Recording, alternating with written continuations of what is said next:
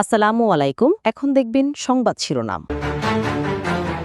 অস্থিরতা সৃষ্টিকারীদের ছাড় দেয়া হবে না, হুঁশিয়ারি আমির খসরুর। জ্বালানির কৃত্রিম সংকট দেখিয়ে ফায়দা নিচ্ছে একটি পক্ষ, মন্তব্য মির্জা ফখরুলের।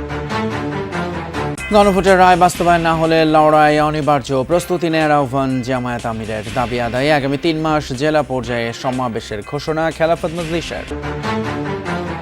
হামে একদিনে আরও 7 শিশুর মৃত্যু, ঠাঁই নেই হাসপাতালগুলোয়। টিকার অভাবে উচ্চ ঝুঁকিতে বাংলাদেশ, রিপোর্ট বিশ্ব স্বাস্থ্য সংস্থার।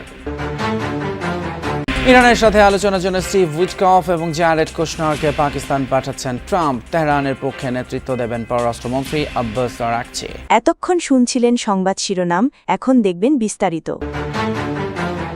দেশে অস্থিরতা সৃষ্টিকারীদের ছাড় দেয়া হবে না, এমন হুঁশিয়ারি দিয়েছেন অর্থমন্ত্রী আমির খসরু মাহমুদ চৌধুরী। চট্টগ্রামে এক অনুষ্ঠানে কথা বলেন তিনি। ঠাকুরগাঁওয়ে এলজিআরডি মন্ত্রী মির্জা ফখরুল ইসলাম আলমগীর বলেছেন, দেশে জ্বালানি তেলের পর্যাপ্ত মজুদ থাকার পরও কৃত্রিমভাবে সংকট তৈরি করা হয়েছে। এই সংকট মোকাবেলা সরকারের জন্য চ্যালেঞ্জ বলে উল্লেখ করেছেন বিএনপির স্থায়ী কমিটির সদস্য নজরুল ইসলাম খান।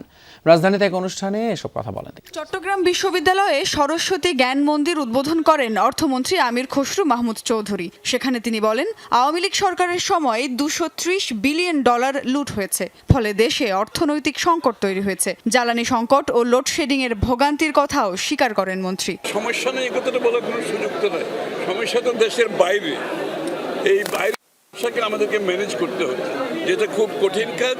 জনগণের সমর্থনে আমাদের একটা ম্যানেজমেন্ট যেভাবে করছি, এই পর্যন্ত তেমন কিছু বড় কিছু সমস্যা হচ্ছে। এ সময় অর্থমন্ত্রী হুঁশিয়ারি করেন, শিক্ষাঙ্গন অস্থিতিশীল করার চক্রান্তে জড়িত কোনো শক্তিকে সরকার ছাড় দেবে না। এগুলো সমাজে কিছু উচ্ছৃঙ্খল, এটা দল বলে কিছু নেই, সবসময় কিছু উচ্ছৃঙ্খল ব্যক্তি সমাজে থাকে। এদেরকে বাংলাদেশের আইন এটা টেক কেয়ার করবে, আপনার নিশ্চিন্ত থাকতে হবে। আইনের বাইরে কেউ যাওয়ার কোনো সুযোগ নাই। সারা দেশে সৃষ্ট জ্বালানি সংকটকে কৃত্রিম বলে আখ্যা দিয়েছেন এলজিআরডি মন্ত্রী মির্জা ফখরুল ইসলাম আলমগীর। ঠাকুরগাঁওয়ে তিনি বলেন, সরবরাহে কোনো ঘাটতি নেই।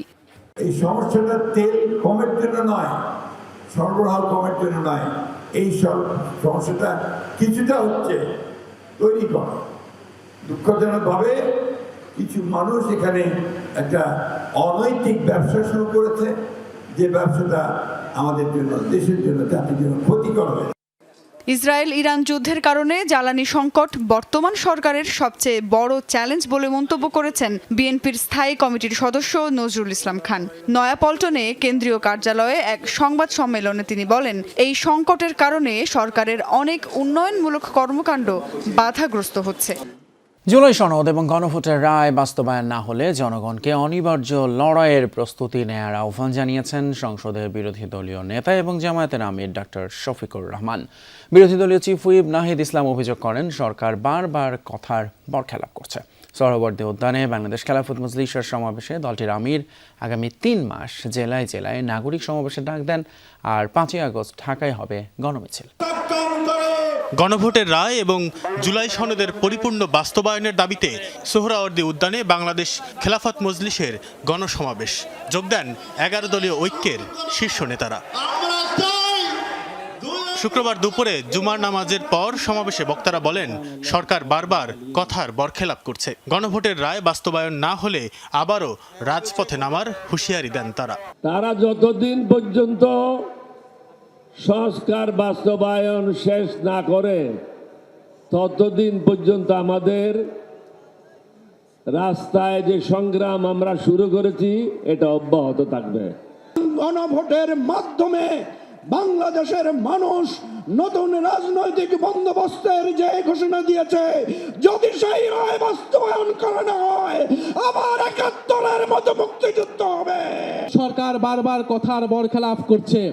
সরকার বিশ্ববিদ্যালয়গুলোকে দলীয়করণ করছে, গুন্ডা বাহিনী লেলিয়ে দিচ্ছে। সমাবেশে প্রধান অতিথির বক্তব্যে জামায়াতের আমির বলেন, যারা জুলাইয়ের সাথে বেইমানি করবে তাদের ছাড় দেওয়া হবে না। জুলাইয়ের সাথে যারা বেইমানি করবে তাদেরকে ছাড় দিয়ে কথা বলা হবে না। বিড়ালের মতো বাঁচতে চাই না, 100 বছর 1000 বছর সিংহের মতো বাঁচতে চাই 1 সেকেন্ড। এর মাঝে আর কোনো কম্প্রোমাইজ হবে না ইনশাআল্লাহ। আধিপত্যবাদের কোনো ষড়যন্ত্র বরদাস্ত করা হবে না। সব কিছুকে ছিন্ন ভিন্ন করে দেওয়া হবে ইনশাআল্লাহ। দেশে গত 24 ঘন্টায় হাম এবং হামের উপসর্গ নিয়ে আরও 7 শিশুর মৃত্যু হয়েছে। এছাড়া হামের উপসর্গ নিয়ে দেশের বিভিন্ন হাসপাতালে ভর্তি রয়েছে 1387 জন। শুক্রবার স্বাস্থ্য অধিদপ্তরের এক প্রেস বিজ্ঞপ্তিতে এই তথ্য জানানো হয়। স্বাস্থ্য অধিদপ্তরের তথ্য মতে গত 15 মার্চ থেকে 24 এপ্রিল সকাল 8টা পর্যন্ত মোট সন্দেহভাজন রোগীর সংখ্যা দাঁড়িয়েছে 29,559। এর মধ্যে 4,231 জনের হাম নিশ্চিত হয়। এ পর্যন্ত সন্দেহভাজন ও নিশ্চিত মিলিয়ে 19,705 জন রোগী হাসপাতালে ভর্তি হয় আর 16,527 জন চিকিৎসা শেষে বাড়ি যায়। প্রাদুর্ভাব শুরুর পর থেকে এখন পর্যন্ত হামে আক্রান্ত হয়ে 42 জন মারা গেছেন আর উপসর্গ নিয়ে প্রাণ হারিয়েছেন 198 জন। এদিকে হামের পরিস্থিতি উচ্চ ঝুঁকিপূর্ণ বলে সতর্ক করেছে বিশ্ব স্বাস্থ্য সংস্থা। বৃহস্পতিবার প্রকাশিত এক প্রতিবেদনে সংস্থাটি গভীর উদ্বেগ প্রকাশ করে। এই প্রতিবেদনে বলা হয়, হাম ব্যাপকভাবে ছড়িয়ে পড়েছে। দেশের 8টি বিভাগে হাম শনাক্ত হয়েছে। 64 জেলার মধ্যে 58 জেলায় অর্থাৎ প্রায় 91% এলাকায় রোগীর উপস্থিতি পাওয়া গেছে বলে জানায় বিশ্ব স্বাস্থ্য সংস্থা। প্রতিবেদন অনুযায়ী চলতি বছরের জানুয়ারি থেকেই সংক্রমণ উল্লেখযোগ্য হারে বাড়ছে, যার সবচেয়ে বেশি চাপ দেখা যাচ্ছে ঢাকা বিভাগে।